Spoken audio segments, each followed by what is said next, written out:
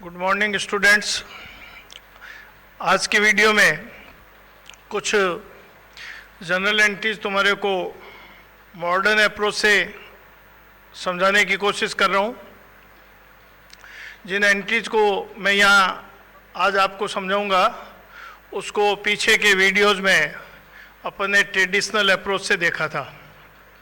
मैंने आपको पहले बताया कि जहाँ जो अप्रोच आपको इजी लगे उसको काम में लो, तो आपको दोनों में परफेक्ट कर रहा हूँ तो आपका काम बहुत आसान हो जाएगा। जहाँ मर्जी आए ट्रेडिशनल लगाना, जहाँ मर्जी आए मॉडर्न अप्रोच लगाना। एक बार अब मैं मॉडर्न अप्रोच के बारे में तुम्हें बता दूं कि जब हम देखते हैं कि जो ट्रांजैक्शन हुआ उसमें अकाउंट कौन कौन से इफेक्ट हुए, उसके बाद में जब हम उस अकाउंट का क्लासिफिकेशन करते हैं तो उसमें फिर हम asset account, liability account, capital account, expenses account और रेवेन्यू या इनकम अकाउंट, इन 5 कैटेगरी में रखते हैं। Asset account, liabilities account, capital account, expenses account और रेवेन्यू या इनकम अकाउंट। तो ये अपन अकाउंट देखते हैं और इन सब का मैंने तुम्हारे को एक लाइन में नियम बताया था। जिस अकाउंट का डेबिट बैलेंस होता है उसको इंक्रीज होने पर और डेबिट करो, और जिन अकाउंट के क्रेडिट बैलेंस होते हैं उनके इंक्रीज होने पर उनको क्रेडिट करो। और विपरीत केस में, रिवर्स केस में आपको डेबिट वाले को क्रेडिट करना होता है, क्रेडिट वाले को डेबिट करना होता है। विपरीत केस में, विपरीत केस का मतलब जब डिक्रीज हो, विपरीत केस का मतलब जब डिक्रीज हो, तो डेबिट को डेबिट करो, क्रेडिट को क्रेडिट करो अगर वो इंक्रीज होता है तो, और अगर डिक्रीज होता है तो उसको रिवर्स करेंगे। इस बात को ध्यान में रखते हुए मैं आपको एक एक ट्रांजैक्शन अभी बताऊंगा और इसमें आपको पूरी एंट्री लिख के नहीं बताऊंगा, केवल ये बताऊंगा कौन सा डेबिट और कौन सा क्रेडिट हो रहा है। तो ट्रांजैक्शन एक एक ले रहे हैं। गुड्स परचेज फ्रॉम एक्स, इसमें 2 अकाउंट परचेज और एक्स ये इफेक्ट करेंगे। परचेज और एक्स 2 अकाउंट इफेक्ट करेंगे। परचेज एक्सपेंसेज होता है और एक्स, अब इसको ध्यान से सुनिएगा, हमने एक्स से माल खरीदा तो एक्स हमारा क्रेडिटर हो गया। एक्स हमारा क्रेडिटर हो गया क्योंकि वो रुपया हमारे में अब मांगने लगा, और जब हमारे में कोई रुपया मांगता है तो वो हमारा क्रेडिटर होता है और क्रेडिटर लायबिलिटी होती है। तो यहाँ एक्स क्रेडिटर है हमारा और क्रेडिटर क्या होती है? लायबिलिटी होती है। क्रेडिटर क्या होती है? लायबिलिटी होती है। तो 2 अकाउंट एक्सपेंसेज और लायबिलिटी हुए। एक्सपेंसेज माल परचेज करेंगे तो बढ़ेगा और खर्चा अगर बढ़ेगा तो उसको डेबिट करेंगे, इसलिए परचेज को हमने डेबिट किया है। और दूसरी तरफ लायबिलिटी हमारी बढ़ेगी। लायबिलिटी का मैंने बताया क्रेडिट बैलेंस होता है और बढ़ने पर उसको और क्रेडिट करो, तो एक्स को हम क्रेडिट करेंगे। तो परचेज एक्सपेंसेस था, बढ़ा, डेबिट होता है, डेबिट और किया। और उधार माल खरीदने से एक्स का बैलेंस बढ़ेगा, एक्स हमारे में रुपया मांगने लगेगा और पहले से मांगता है तो और ज्यादा मांगने लगेगा, तो लायबिलिटी इंक्रीज हुई और लायबिलिटी इंक्रीज होती है तो क्रेडिट करो, तो हमने लायबिलिटी को क्रेडिट किया। दूसरा transaction, good sold to Y, Y को माल बेचा, तो इसमें 2 अकाउंट वाई और सेल्स, वाई और सेल्स। सेल्स इनकम या रेवेन्यू है, सेल्स इनकम या रेवेन्यू है, और वाई को हमने माल बेचा है तो वाई हमारा डेटर हो गया, क्योंकि मैंने क्या बताया, जिसमें हम रुपया मांगते हैं वो हमारा डेटर होता है और डेटर एसेट होती है। तो जब हमने वाई को माल बेचा तो हम वाई में रुपया मांगने लगे, तो वाई हमारा डेटर हो गया, और डेटर क्या होता है, एसेट। तो डेटर एसेट हो गई और सेल्स इनकम या रेवेन्यू हो गया। अब वाई को उधार माल बेचेंगे तो वाई का बैलेंस बढ़ेगा, और मैंने बताया डेबिट का अगर इंक्रीज होता है तो उसको और डेबिट करो, तो वाई को हमने डेबिट किया, और सेल्स हमारे लिए इनकम है और इनकम बढ़ती है तो उसको क्रेडिट करो, तो सेल्स को हमने क्रेडिट किया है। तो वाई को डेबिट किस आधार पर किया, एसेट बढ़ी, और सेल्स को क्रेडिट किस लिए किया, इनकम बढ़ी। तो एक ही बात बताई, डेबिट बैलेंस वाला बढ़े तो उसको और डेबिट करो, क्रेडिट बैलेंस वाला बढ़े तो उसको और क्रेडिट करो। तो यहाँ एक डेबिट बैलेंस वाला बढ़ रहा है उसको डेबिट कर दिया, और एक क्रेडिट बैलेंस वाला बढ़ रहा है तो उसको और क्रेडिट कर दिया। डेटर क्रेडिटर तुम्हारे समझ में आ गया कि जब कोई व्यक्ति हमारे में रुपया मांगता है तो वो हमारा क्रेडिटर है और क्रेडिटर लायबिलिटी होती है, और जब हम किसी में रुपया मांगते हैं तो वो हमारा डेटर होता है और वो एसेट होती है। अब goods return to X, X को माल लौटाया तो यहाँ एक एक्स का खाता और एक परचेज रिटर्न का खाता, एक्स का अकाउंट और परचेज रिटर्न का अकाउंट इफेक्ट होगा।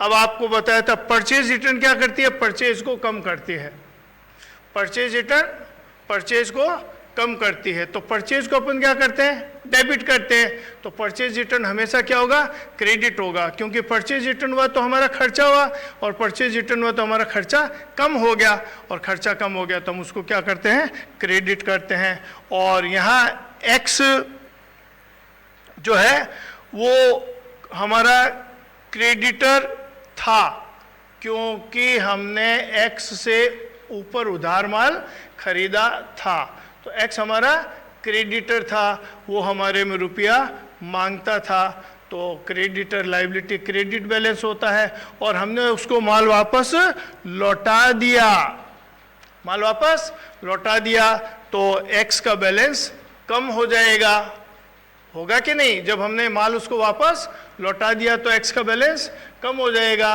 और लायबिलिटी जब कम हो जाएगी तो उसको डेबिट करेंगे। क्यों डेबिट करेंगे, फिर से सुन लो, क्योंकि लायबिलिटी का क्रेडिट बैलेंस होता है और लायबिलिटी कम हो गई तो डेबिट करेंगे, इसलिए एक्स को हमने डेबिट किया और परचेज रिटर्न को क्रेडिट किया है।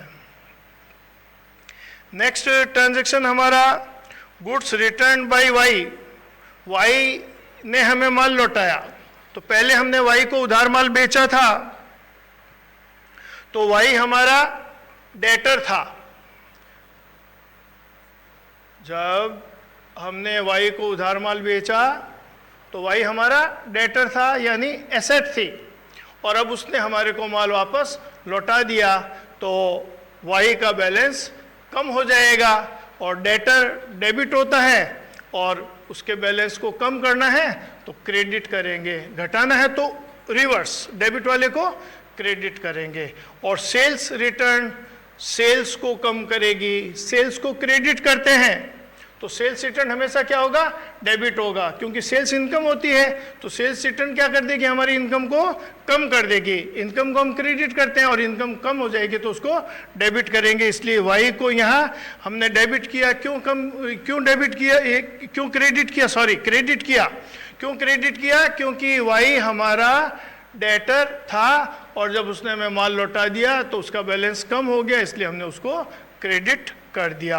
और सेल्स रिटर्न को हमने यहाँ डेबिट किया, क्योंकि सेल्स को ये कम करता है। सेल्स हमारी इनकम होती है, क्या होती है, इनकम, और सेल्स रिटर्न हमारी इनकम को कम कर रही है, तो हमने सेल्स रिटर्न को डेबिट कर दिया, क्योंकि इनकम का क्रेडिट बैलेंस होता है और बढ़ता है तो और क्रेडिट करते हैं, घट गया इसलिए कम कर दिया।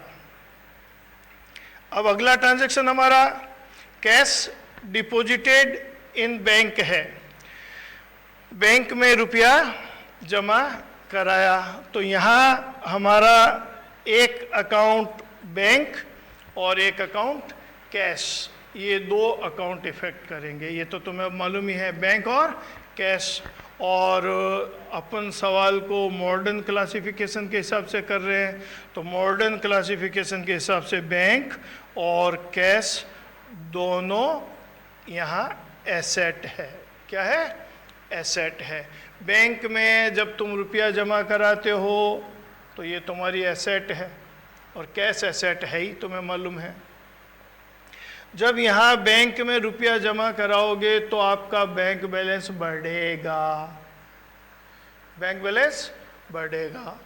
और बैंक क्या होती है? एसेट होती है, और एसेट और बढ़ेगी तो उसको डेबिट करेंगे। तो बैंक के रूप में तुम्हारी एसेट बढ़ी, इसलिए उसको डेबिट किया।